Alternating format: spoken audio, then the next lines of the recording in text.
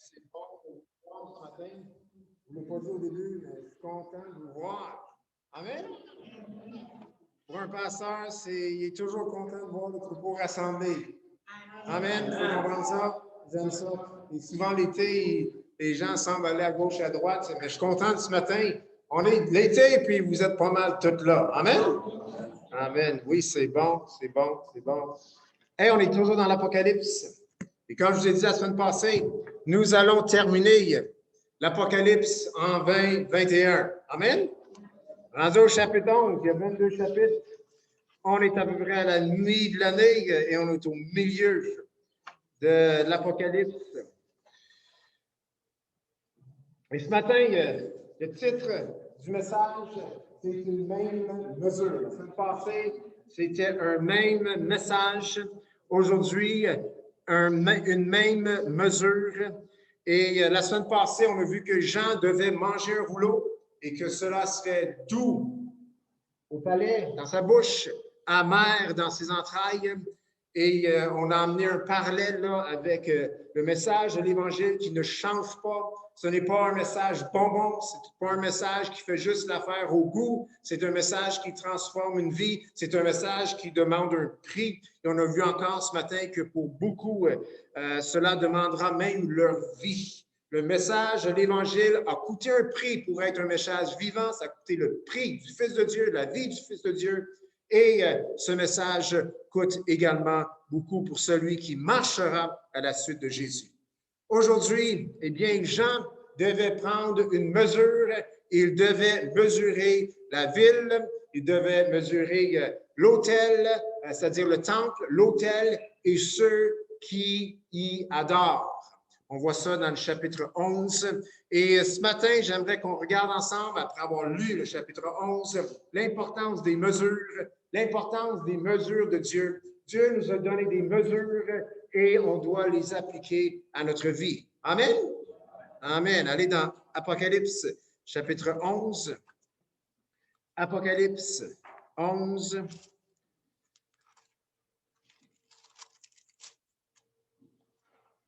Verset 1 jusqu'à verset 19.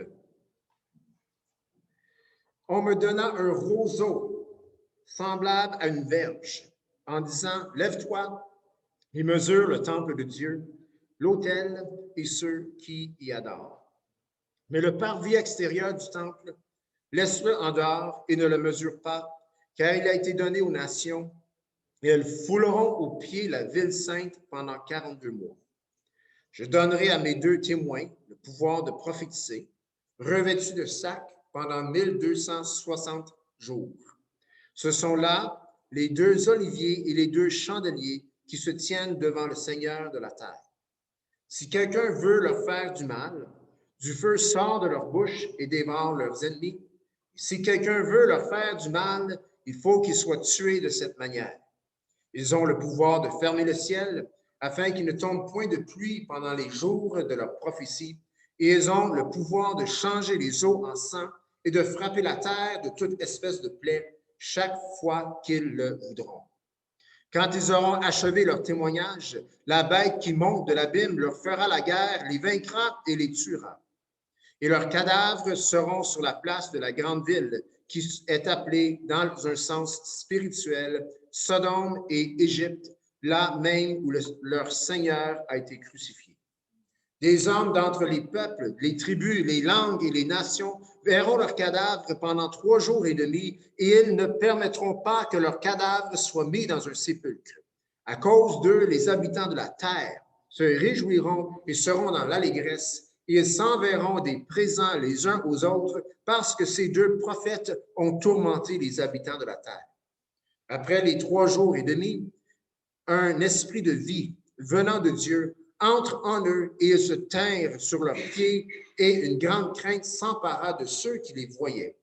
Et ils entendirent du ciel une voix qui leur disait, « Monte ici !» Et ils montèrent au ciel dans la nuée et leurs ennemis les virent. À cette heure-là, il y eut un grand tremblement de terre et la 10e partie de la ville tomba. 7000 hommes furent tués dans ce tremblement de terre et les autres furent effrayés et donnèrent gloire au Dieu du ciel. Le second malheur est passé. Voici le troisième malheur qui est bientôt. Le septième ange sonna de la trompette et lut dans le ciel de forte voix qui disait, « Le royaume du monde est remis à notre Seigneur et à son Christ, et il régnera au siècle des siècles. » Et les 24 vieillards qui étaient assis devant Dieu sur leur trône se prosternèrent sur leurs faces et ils adorèrent Dieu, en disant, « Nous te rendons grâce, Seigneur, Dieu Tout-Puissant, qui est et qui était, de ce que tu as saisi ta grande puissance et pris possession de ton règne. Les nations se sont irritées et ta colère est venue, et le temps est venu de juger les morts, de récompenser tes serviteurs, les prophètes, les saints et ceux qui craignent ton nom, les petits et les grands, et de détruire ceux qui détruisent la terre. Et le temple de Dieu dans le ciel fut ouvert, et l'arche de son alliance apparut dans son temple, et il y eut des éclairs, des voix, des tonnerres, un tremblement de terre et une forte grêle.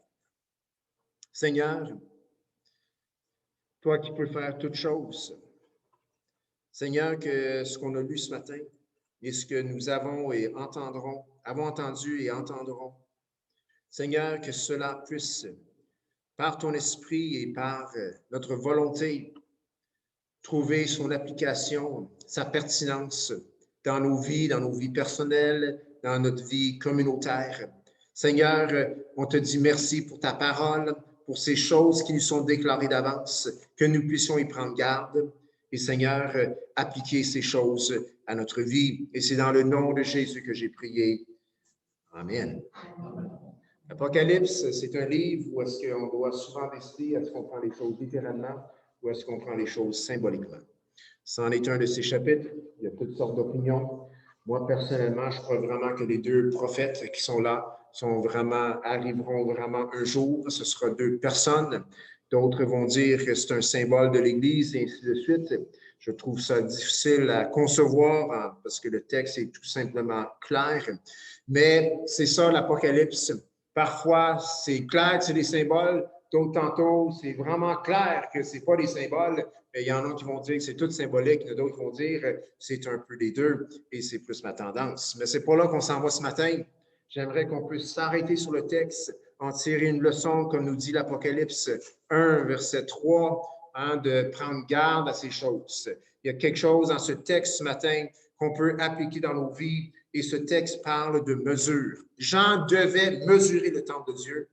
Jean devait non seulement mesurer le temple de Dieu, mais l'autel, et il devait aussi mesurer ceux qui adoraient Dieu, qui y adorent, c'est-à-dire qui adoraient Dieu en ce lieu.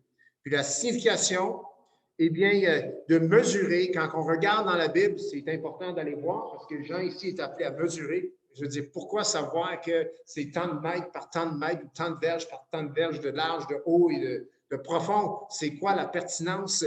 Eh bien, lorsqu'on parle de mesurer, ici, eh bien, c'est effectivement un symbole. Et Jean, il y a une raison pour laquelle Dieu veut dire quelque chose en demandant à Jean de mesurer le temple de Dieu. C'est symbolique et ça signifie de mettre à part, soit pour la destruction ou soit pour la préservation. Si vous avez lu le prophète Zacharie, eh bien, vous allez voir que Zacharie, eh bien, lui aussi devait mesurer. Et Dieu a dit, en parlant à Zacharie, qu'il sera pour elle une muraille de feu tout autour et je serai sa gloire en milieu d'elle, parlant du temple. Zacharie devait mesurer le temple, il devait prendre les mesures et c'était Dieu tout simplement qui disait, je vais protéger ce lieu. Jésus ou le Seigneur dit dans Ézéchiel, c'est-à-dire 40 à 43, en parlant du temple du millénium, et qui devait être mesuré, et il dit dans le texte, vous serez favorable, dit le Seigneur. Et au chapitre 47, en parlant toujours du temple, après avoir mesuré le temple, après avoir mesuré le territoire d'Israël, dans le texte, eh bien, le livre se termine d'Ézéchiel en disant « L'Éternel est ici ». Donc, mesurer, c'est une manière symbolique de dire soit que Dieu veut préserver ou Dieu veut détruire. 2 Rois, 21, verset 13, on a ici une mesure qui est là, symbolique, et qui dit que Dieu va détruire. Il parle encore à sa nation qui est dans le péché. Et ici, la mesure, c'est un cordeau. Dieu dit qu'il va appliquer le cordeau de Samarie et le niveau à la maison d'Akab, qui était un roi rebelle. Il dit, je nettoierai Jérusalem comme un plat qu'on nettoie.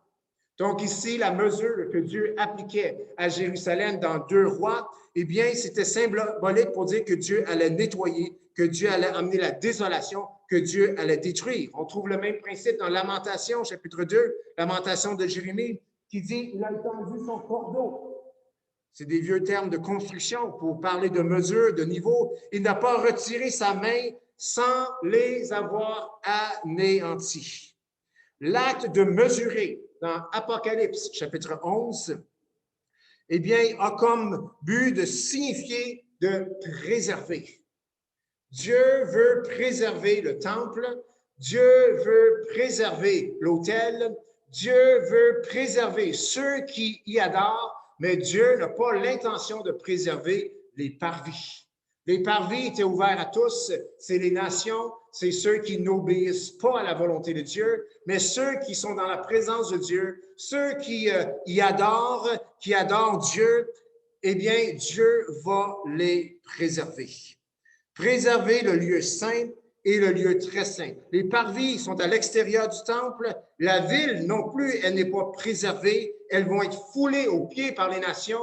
Mais Dieu dit à Jean de mesurer et est en train de dire qu'il va préserver cette partie-là. Jean devait mesurer pour nous dire tout simplement que Dieu allait préserver une partie de la ville, la partie où réside sa présence et ceux qui ont accès à sa présence. Est-ce que c'est symbolique de l'Église? Est-ce que c'est un lieu littéral? Bien, ce que je peux vous dire, c'est que Dieu va protéger tous ceux qui lui adorent. Amen? Et ce qui est écrit là peut réellement arriver littéralement également. Dieu va peut-être préserver pour un temps ce lieu spécifique. Pour que cela arrive, il faudrait que le temple soit reconstruit. Ce n'est pas arrivé encore aujourd'hui. Mais ici, dans le texte, mesurer veut tout simplement dire préserver, protéger, pas dans le but de détruire, non, mais de protéger. Plus tard dans le texte, au verset 3, on parle de 2 témoins. Les 2 témoins. Et ces 2 témoins ont fait vraiment couler beaucoup d'encre. Tout le monde veut savoir c'est qui ces 2 témoins. Le texte ne donne pas de nom. Le texte nous réfère à Zacharie encore une fois et vraiment un lien direct. Et chapitre 4, verset 1 à 3 dans Zacharie nous parle de 2 oliviers et du chandelier. Et dans Zacharie, les 2 oliviers, c'est qui? C'est Zacharie lui-même et c'est Zorobabel qui reconstruit la ville de Jérusalem. Donc, c'est les 2 témoins. C'est les 2 qui sont appelés de la part de Dieu pour diriger, pour conduire le peuple, pour accomplir la volonté de Dieu à l'époque. Les 2 prophètes qui sont là dans le texte, eh bien, ils n'ont pas de nom, mais c'est 2 témoins, c'est 2 oliviers, 2 témoins, 2 personnes envoyées de Dieu, 2 prophètes envoyés de Dieu, et ils ont leur raison, ils ont leur mission. Dieu a un témoignage à apporter par eux, spécifiquement envers, il semblerait, la nation d'Israël. Rappelez-vous que dans Matthieu, chapitre 27, Israël a littéralement rejeté Jésus comme Messie et Israël a dit publiquement, haut et fort, que son sang retombe sur nous et sur nos enfants. Ils ne savaient pas le poids de leur parole.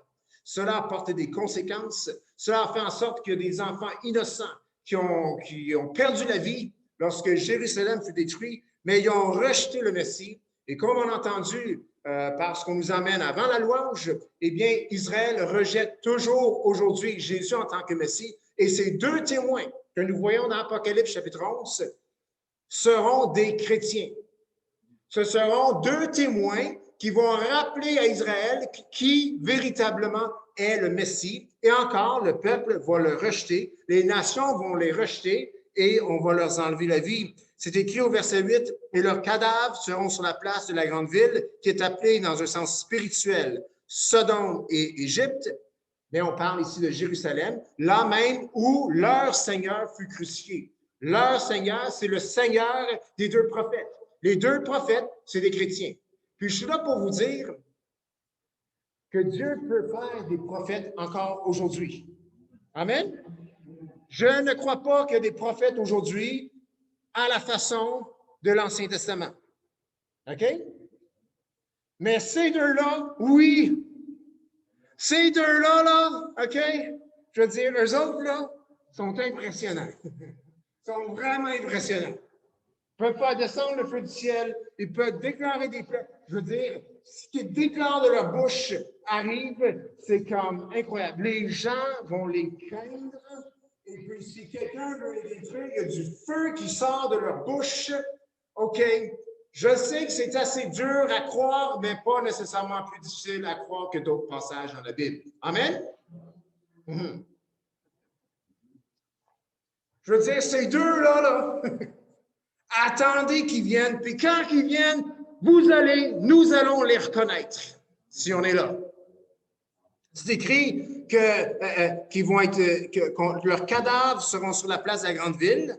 Okay? Des hommes d'entre les peuples, les tribus, les langues, les nations verront leurs cadavres pendant 3 jours et demi.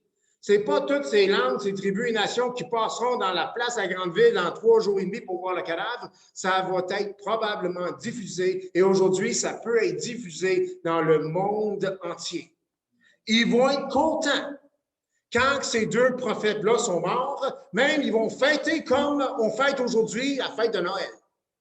Ils vont se donner et envoyer des cadeaux les uns aux autres parce que ces deux prophètes-là emmenaient tellement de malheur, il semblerait. Mais ces deux chrétiens, ces deux prophètes envoyés de Dieu et leur Seigneur, c'est Jésus-Christ, le même Seigneur que nous. Si ces deux prophètes-là arrivent, vous pouvez prendre l'avion, aller leur visiter, saluer-les, ils ne vous détruiront pas parce que votre cœur, votre vie est à Jésus. Votre Seigneur, c'est le même Seigneur que la leur. Amen? Mais ceux qui essaient de les détruire seront détruits, mais éventuellement la bête,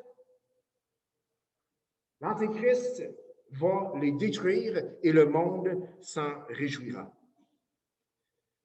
Est-ce que ces deux prophètes sont Moïse, Élie ou d'autres qui disent que c'est Enoch? Parce qu'il y a des textes juifs qui disent que c'est Enoch. Eh bien, qui vivra, verra. Le texte ne le précise pas, mais il semble vraiment y avoir tout un combo. Là. Tu sais, les combos qu'on achète quand on va au Rapido Presto, un combo ci, un combo ça. Ça, c'est un combo de l'Ancien et Nouveau Testament, tout mélangé ensemble, là, dans ces deux gars-là. Là. C'est incroyable. Incroyable. Je veux dire, il agissent pas mal comme le prophète Élie. Il agissent pas mal, c'est vrai, comme le prophète Moïse. Des choses tellement spectaculaires qui se sont produites par Dieu au travers ces hommes et d'autres prophètes. Bien, ceux-là leur ressemblent énormément. Et puis, que Dieu les bénisse lorsqu'ils viendront, qu'ils puissent accomplir leur mission, comme nous devons accomplir la nôtre. Amen. Ils ont comme mission de témoigner. Ces deux oliviers verdoyants qui accomplissent la mission de Dieu. Comme dans Zacharie, il y avait 2 témoins, Zorobabel et Zacharie, qui devaient accomplir la mission de Dieu pour eux, qui se tenaient dans la présence de Dieu. Les 2 oliviers, c'est symbole que l'huile des olives nourrissait le chandelier qui était là dans la présence de Dieu. C'est des gens intimement reliés à Jésus qui ont une mission incroyable à accomplir et qui l'accompliront. Ce sont réellement, comme j'ai dit, 2 prophètes style, genre, comme on dit aujourd'hui, l'Ancien Testament, mais dans l'ère, peut-être à la fin de l'ère de la grâce ou dans le temps où il y a une grande tribulation sur la terre, ils sont revêtus du miraculeux, ils ressuscitent. Nous pouvons croire que ceci arrivera littéralement parce qu'il y a d'autres choses dans la Bible aussi difficiles à accomplir qui sont arrivées littéralement. Et la raison que ça peut arriver, c'est parce que Dieu est derrière. Amen. Dieu est vivant. Dieu est toujours tout-puissant. Amen. Ces 2 prophètes avaient aussi leur mesure. Jean devait mesurer le temple, devait mesurer le lieu très saint, et ceux qui adorent. Et ces deux prophètes également avaient leur mesure. Et leur mesure reflétait la justice de Dieu. Les hommes n'aimaient pas entendre ce qu'ils déclaraient.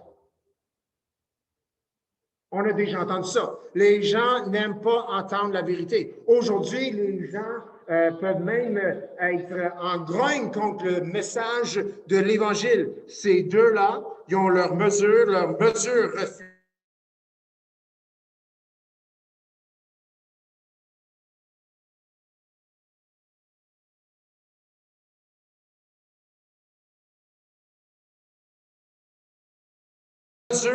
qui menace finit par appliquer sa propre mesure sur ces deux prophètes, c'est-à-dire la bête qui dit « c'est moi qui mène, c'est moi qui règne, c'est moi qui ai le pouvoir » et Dieu permet à ce que la bête puisse anéantir ces deux prophètes dans le verset 7. Et comme j'ai dit tantôt, le monde va célébrer. Et en quelque sorte, c'est tout simplement un reflet de ce qu'on voit aujourd'hui, mais encore pire, c'est qu'eux, la race humaine, a sa propre mesure. Elle célèbre ce qu'elle dit d'être une victoire, quand finalement, ce qu'elle célèbre aux yeux de Dieu, c'est un malheur. Ces deux prophètes, les deux témoins de Dieu, sont morts et le monde juge que c'est une raison de célébrer. Jean devait mesurer le temple. Ces deux prophètes avaient leur propre mesure, mais c'était la mesure de Dieu. Le monde avait sa propre mesure charnelle avec la bête. Ils ont anéanti, ils ont célébré la mort de ces deux prophètes. Et on voit dans le verset 15 que finalement, la règle, la mesure, le cordeau, le niveau, appelez-le comme vous voulez, c'est toujours entre les mains de Dieu. Le 7e ange, verset 15, sonna de la trompette, il y eut dans le ciel de fortes voix qui disaient « Le royaume du monde est remis à notre Seigneur et à son Christ, et il régnera au siècle des siècles. » Amen. Ça va plus loin. Les 24 vieillards qui étaient assis devant Dieu sur leur trône se prosternent et adorent Dieu. Ils rendent grâce au Dieu au verset 17. Au verset 18, les nations se sont irritées et ta colère est venue. Le temps est venu de juger les morts, de récompenser tes serviteurs, les prophètes, les saints et ceux qui craignent ton nom, les petits, les grands, de détruire ceux qui détruisent la terre. Et le temple de Dieu dans le ciel fut ouvert, et l'arche de son alliance apparut dans son temple, et il y eut des éclairs, des voix, des tonnerres, un tremblement de terre et une forte grêle. La mesure, finalement, elle est remise, au verset 15, entre les mains du Seigneur Jésus-Christ. Et pour cela, on peut dire Amen. Amen. L'Apocalypse, l'histoire finit toujours le même. C'est que tout revient à Dieu et c'est Dieu, ultimement, qui a la victoire entre ce combat entre les méchants et Dieu ou les bons. La mesure est donc remise au Seigneur Jésus-Christ. Le royaume de ce monde, au verset 15, est remis. Il va récompenser chacun selon ses œuvres. Il va récompenser ses prophètes. Il va récompenser les saints. Il va récompenser ceux qui craignent son nom. Il va récompenser les petits. Il va récompenser les grands. En quelque part, on est là-dedans. Amen? On est peut-être un petit, on est peut-être un grand, on est peut-être, on n'est pas prophète, mais on est peut-être, on est définitivement des saints. Amen? Et il va les récompenser.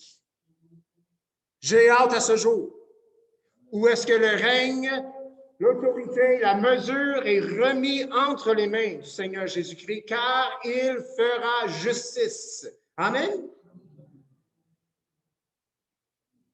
La mesure, eh bien, la mesure de Dieu se manifeste. Et au verset 19, on voit le ciel qui s'ouvre. Et ce n'est pas n'importe quoi qu'on voit au ciel. On voit le temple de Dieu. Et ce n'est pas juste le temple que nous voyons, c'est le temple qui s'ouvre. Et l'arche apparaît visible pour tous. L'arche, ici, est-ce que c'est la personne de Jésus-Christ? C'est possible? Est-ce que c'est symbolique? Probablement. Donc, c'est probablement autre chose que l'arche qu'on connaît dans l'Ancien Testament. mais cela sort de la présence même de Dieu. Est-ce l'endroit intercessoire de Christ lui-même à la droite de Dieu? Je ne sais pas, mais tout ce que je sais, c'est que le temple dans le ciel s'ouvre, l'arche apparaît visible, pas juste pour les sacrificateurs, pas juste pour une nation particulière, mais visible pour tous. Cela veut dire que nous le verrons. Et là, il y a des éclairs, des voix, des tonnerres, tremblements de terre et une forte grêle. Il y a quoi qui bouge. Et cela nous fait penser au passage dans l'Épître aux Hébreux qui dit que tout sera ébranlé. Amen. Tout ce qui va rester, c'est ce qui n'est pas ébranlable. Et ça, c'est Dieu lui-même. La présence de Dieu, ce temple que nous voyons qui s'ouvre dans le ciel à la vue de tous. Dieu va préserver. Dieu préservera et récompensera selon sa propre mesure. C'est ce qu'on voit ici. Les uns étaient appelés à mesurer le temple de Dieu, le lieu saint, l'autel, ceux qui adorent, mesure même des gens. Dieu veut préserver. On voit ces deux prophètes qui ont leur mesure. C'est la mesure de Dieu. Dieu aussi les préserve, il les ressuscite, il les ramène à lui. Dieu préserve et va récompenser. On voit dans verset 15 à 19, Dieu va récompenser selon sa propre mesure. Les hommes peuvent croire de faire leur propre et avoir la bonne mesure, mais c'est Dieu qui a la bonne mesure. Amen? Et c'est cette mesure-là qui est importante. Les mesures, chers frères et sœurs, sont là pas pour nous condamner, pas pour nous emprisonner, pas pour nous mettre dans une boîte. Les mesures de Dieu sont là pour nous protéger. Amen? Les hommes sans Jésus-Christ, sans Dieu, font leurs propres mesures afin de protéger ce qu'ils ont. Si on n'a pas de mesure, si on n'a pas de ligne tracée, si on n'a pas des serrures, si on ne trace pas des limites, tout ce que nous avons sera à risque. Si on ne met pas des limites pour notre couple sera à risque. Si on ne met pas des limites pour les accès aux comptes de banque, nos comptes de banque sont à risque. Les mesures, les limites sont là pour nous protéger. Et les hommes sans Jésus ont leurs propres mesures parce qu'ils veulent se protéger. La bête, le faux prophète, eh bien, ils vont avoir leurs propres mesures pour préserver ce qu'ils croient avoir en leur possession, c'est-à-dire le pouvoir et l'autorité. Mais en bout de ligne, c'est la mesure de Dieu qui compte et ceux qui adhèrent à la mesure de Dieu seront récompensés, ils seront préservés. Amen? Question ce matin. Quelle est notre mesure? Quelle est ma mesure? Quelle est ta mesure? Est-ce que notre mesure est la mesure de Dieu? Nous sommes bénis, nous sommes privilégiés. Nous avons en notre possession la mesure de Dieu. Et cela, c'est pas compliqué, c'est la parole de Dieu écrite. La Bible que nous avons entre nos mains, là-dedans se trouve la mesure de Dieu. Amen? Quelle est notre mesure? Dieu mesure les choses pour les protéger, pour les préserver, pour les récompenser. La mesure que nous avons de Dieu est là pour nous protéger, pour nous récompenser, pour nous préserver. Elle n'est pas là pour nous condamner. Jésus est venu pour sauver, non pour perdre. Amen? Beaucoup se perdront parce qu'ils ont rejeté Christ. Mais Christ n'est pas venu pour rejeter ou pour faire perdre les gens. Il est venu pour qu'ils soient sauvés. Quelle est notre mesure? Premièrement, il faut comprendre que la mesure de Dieu est sa personne, sa justice. Tu ne peux pas séparer Dieu de sa justice. Parce que la justice de Dieu, c'est ce que Dieu est. Dieu est juste. Amen? Ça, c'est sa mesure. On ne peut pas séparer de Dieu sa mesure, ni sa justice. Et nous devons comprendre que c'est seulement par la personne de Jésus-Christ que nous pouvons arriver à la mesure de Dieu en termes de justice. Ça, c'est étape 101, cours 101 de la vie chrétienne. C'est le premier pas, la première étape, c'est que tous nos œuvres, tous nos efforts sont comme des vêtements souillés, même si ce sont de bons efforts ou des bonnes œuvres. Pour Dieu, c'est des vêtements souillés parce que cela ne nous emmène jamais et d'aucune manière, même proche de la justice de Dieu. Seule la personne de Jésus-Christ peut nous amener à la hauteur, à la mesure de la justice de Dieu. C'est pour ça que nous devons recevoir Christ dans nos vies. Amen? C'est ce que nous avons fait. Si tu ne l'as pas fait, il est grand temps que tu le fasses. Tu l'entends ce matin. Seul Jésus-Christ peut sauver une âme de la perdition éternelle. Seul Jésus-Christ, par son œuvre à la croix, peut accorder la vie éternelle. Amen? On le reçoit en croyant du cœur, en le confessant de notre bouche, pas en signant des papiers. En confessant du cœur, c'est-à-dire en croyant du cœur, en confessant de la bouche. Croyez-vous que Jésus est le Messie? Amen. L'avez-vous reçu dans vos vies? Amen. C'est étape numéro 1. C'est comme ça que Dieu dit, vous êtes saints, vous êtes justes. Pas parce que nous sommes parfaits, pas parce que nous sommes meilleurs que d'autres, c'est parce qu'on a la remède de Dieu, on a la mesure de Dieu dans nos vies et c'est une personne, son nom c'est Jésus-Christ. Or, c'est par Jésus que vous êtes en lui, lequel, par Dieu, a été fait pour nous. Sagesse, justice, sanctification, rédemption. 1 Corinthiens 30. Ça, c'est la première mesure que Dieu nous donne. La deuxième, c'est sa parole écrite. Jésus, c'est la parole faite chair. On a la parole écrite, les Écritures inspirées.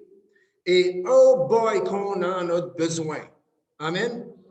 Encore plus aujourd'hui que jamais. Et ça, c'est très mal dit parce que dire qu'on a besoin de plus de la parole de Dieu aujourd'hui qu'avant, ça ne se dit pas dans le fond, on en a toujours besoin, mais avec les temps que nous vivons, nous avons besoin de cette mesure. Dieu nous a donné une mesure, la Bible. La mesure n'est pas ce que l'Esprit dépose dans nos cœurs ou une direction quelconque. Non, non, la mesure que Dieu nous donne, elle est objective. Elle n'est pas sujette à nos émotions, elle n'est pas sujette à ce qu'on ressent ou à notre interprétation. Elle est objective, elle est écrite, elle ne change pas. Donc, c'est la Bible. Nous devons connaître la mesure de Dieu et nous devons, en tant que chrétiens sauvés par l'œuvre de Jésus-Christ, vivant par la grâce de Dieu, nous mesurer nous-mêmes avec la mesure de Dieu. Nous pouvons quitter ce lieu ce matin en disant, je mène ma vie avec la mesure de Dieu. J'évalue ma vie, j'évalue mes comportements, j'évalue ce que je fais avec la mesure de Dieu. Et la raison que Dieu m'a donné cette mesure, c'est pour me préserver et c'est pour me récompenser. Amen. Nous appliquons la mesure de Dieu dans nos vies, nous appliquons la parole de Dieu dans nos vies. Je peux avoir l'assurance, et toi aussi, que tu seras préservé, que nous serons récompensés. Amen. Toute écriture est inspirée de Dieu. Utile, pourquoi? Pour enseigner, convaincre, corriger, instruire dans la justice, afin que l'homme de Dieu soit accompli et propre à toute bonne œuvre. 2 Timothée 3,16. Vous savez, on a Jésus-Christ, on a la mesure de Dieu dans sa parole écrite. Et vous savez qui Dieu sauve? Il sauve des gens immatures. Vous saviez ça? Moi, le premier. Vous saviez ça? Saviez-vous que plus qu'on connaît, plus qu'on est responsable? Fait que la réaction immature, c'est je vais arrêter de lire parce que je veux le moins de responsabilité possible. Du moment que je le sais, je suis maintenant responsable de l'appliquer dans ma vie. On va lire quelques choses. Arrêtez ça là, c'est trop fort le reste. Puis la génération dans laquelle nous vivons, qui a tendance à fuir ses responsabilités, il faut comprendre que la parole de Dieu, la mesure de Dieu est peut-être difficile à avaler, mais elle est là pour nous préserver. Elle est là pour nous récompenser. Amen. Allez dans Matthieu chapitre 7. Jésus parle de mesure. Matthieu 7.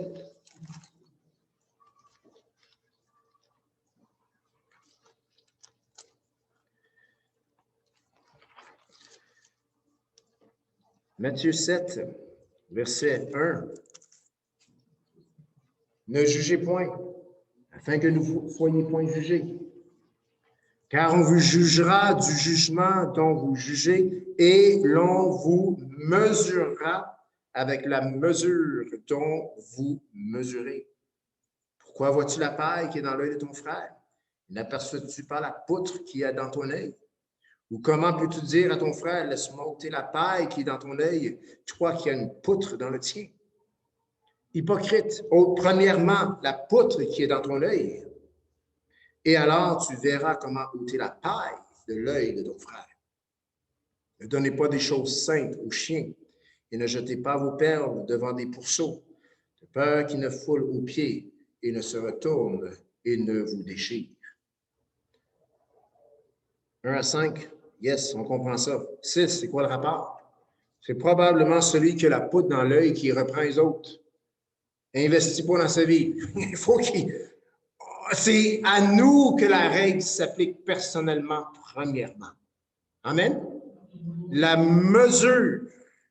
On vous mesurera avec la mesure dont vous mesurez. La mesure de Dieu, elle est là premièrement pour l'appliquer dans nos vies. Ne jugez point afin que vous ne soyez point jugés. Et dans le contexte et dans le sens de reprends pas quelqu'un si tu n'es pas capable, toi, ou avouer avec humilité que tu as peut-être une problématique très similaire dans ta propre vie. Ou jugez pas en pointant du doigt, dire ah, t'es avec une pensée ou une attitude ou un sentiment de condescendance ou pointer ou de regarder du haut. Non, considérez les autres supérieurs à vous-même, nous dit la mesure de Dieu ailleurs. On vous jugera du jugement dont vous jugez et l'on vous mesurera avec la mesure dont vous mesurez. Dieu nous a donné sa mesure, c'est pour nous protéger, c'est pour nous préserver, c'est pour nous récompenser. Mais lorsqu'on lit la mesure de Dieu, nous avons la responsabilité de l'appliquer dans nos vies. Et Jacques parle de cette mesure, cette loi de la liberté, cette loi parfaite. Il parle des Écritures. Nous serons ultimement responsables devant Dieu face à ce qu'on a fait avec la mesure de Dieu. Nous serons récompensés selon ce que nous avons fait avec cette mesure. Je ne pense pas que nous allons être punis de ce que nous n'avons pas fait avec cette mesure. C'est ça la grâce de Dieu. On est sauvés. Amen. Dites-le, on est sauvés. Amen. Oui, on est sauvés. C'est pas parce que j'accomplis la mesure ou le degré ou le pourcentage de réussite que j'ai qui change quoi que ce soit à mon salut. Je suis sauvé par la personne de Jésus-Christ. Par sa justice est la mienne. Amen. Et cette mesure qu'il me donne me responsabilise. Appliquer la mesure de Dieu dans nos vies nous protège.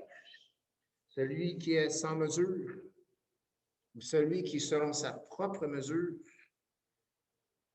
ouvre la porte à celui qui va selon sa propre mesure. Et ça, c'est la puissance de ce monde. Le diable. Lui, il a sa propre mesure. Il a ses propres règles. En parlant de la bergerie, dans Jean chapitre 10, le brillant, le voleur, la règle, c'est quoi? C'est de passer par la porte. Mais le brillant, le voleur, il passe par-dessus la clôture pour aller chercher des brebis. Lui, il a ses propres règles. Il a sa propre mesure.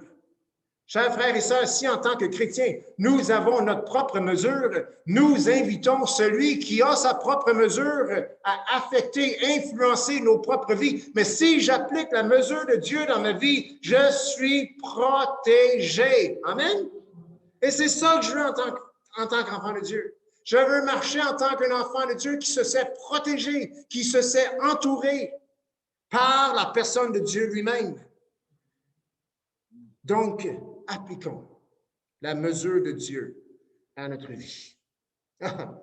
Ça fera de nous des chrétiens tellement plus heureux, tellement plus victorieux. Et le jour où nous serons confrontés pour notre foi, nous pouvons avoir l'assurance que nous résisterons jusqu'au bout. Jusqu'au bout. Peut-être jusqu'au dernier jour de notre vie, sur notre lit de mort à l'hôpital, ou peut-être jusqu'au bout de notre sang, que Dieu en décide. Mais lorsque la persécution viendra, si nous voulons être protégés dans cette persécution, et les gens qui sont persécutés, ce qu'ils demandent à l'Église, aux chrétiens, de demander à Dieu, c'est qu'ils puissent persévérer jusqu'à la fin. Ils ne demandent pas d'être délivrés, que nous ne puissions pas relâcher. Ils connaissent le combat. Nous, si nous appliquons la mesure de Dieu, on peut avoir l'assurance que là, dans le combat, eh bien, nous serons protégés. Nous serons aptes à nous tenir debout et dire toujours oui à Jésus et non à ce monde. Jean devait mesurer le temple, il devait mesurer l'autel et ceux qui y adorent. Seigneur, qu'aujourd'hui tu puisses nous mesurer selon ton sang. Et gloire à Dieu, nous sommes déjà saints. Amen. Parce que la règle, la mesure de Christ compte pour nous. Et ça, c'est la mesure numéro 1. Amen. On n'est pas à la mesure, c'est-à-dire nous ne sommes pas parfaits. Mais Jésus, lui, est notre mesure. Et il nous demande de vivre selon sa mesure à lui. Jésus, la mesure de notre justice, il nous sauve. Et la mesure de Dieu, la parole de Dieu, nous protège et nous récompense. Cette semaine, en étant à la maison, je vous invite tout simplement de plonger le regard dans la mesure de Dieu, dans la parole de Dieu, dans sa loi parfaite, Jacques 1, 25. Plongeons le regard. Le mot est là, plonger son regard. C'est plus que juste une lecture. Plongez le regard afin que Dieu puisse, par sa grâce, nous aider à appliquer sa mesure dans nos vies. Amen? Amen. J'aimerais qu'on puisse se lever, tandis qu'on va chercher les enfants, ou je ne sais pas s'il y en a des adultes qui sont là, ils peuvent revenir, on va faire la Sainte Seine ensemble. Seigneur, on vient à toi aujourd'hui. Et Seigneur, on veut te remercier pour cette mesure que tu as déversée dans nos vies. Au travers de l'histoire, tu as rassemblé ces écrits par ta puissance et nous avons cette mesure que nous pouvons appliquer dans nos vies par ta grâce et par la puissance du Saint-Esprit qui agit en nous. Et Seigneur, on te dit merci car tu ne nous as pas laissés orphelins. C'est ce que tu dis, Jésus, en quittant, je ne vous laisserai pas orphelins, je vais vous envoyer le Saint-Esprit, c'est-à-dire un aide, un enseignant. Tu ne nous laisses pas comme des enfants seuls, sans parents. Non, tu nous laisses avec une mesure, avec le salut, et tu nous laisses aussi avec le Saint-Esprit pour nous aider à appliquer cette mesure dans nos vies. Seigneur Jésus, nous sommes tes enfants, nous sommes tes saints, nous sommes sauvés en toi. Et pour cela, on te dit merci.